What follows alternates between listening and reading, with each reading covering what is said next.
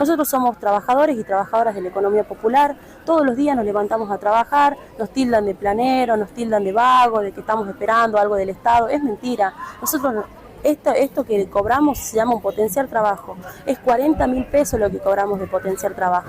Pedimos que dejen de dar bajas del potenciar trabajo y que aumenten el potenciar trabajo, porque hoy sabemos que el salario vital y móvil está en 120.000 pesos, nosotros cobramos 40.000 pesos, o sea que no llegamos ni a la mitad de lo que es el salario básico vital y móvil, y encima nos están atropellando, le sacan la baja a algunos compañeros que hacen su trabajo todos los días, y no podemos permitir eso. También los módulos de comida, los módulos de alimentación a los comedores, no los están bajando, están especulando hasta que sean las elecciones, no dan la comida. ¿Qué les pasa? Dijimos, no tenemos por qué nosotros pagar esas políticas que intentan implementar. La política que nosotros necesitamos, una Argentina más humana y que contemple a los más pobres y a los más excluidos.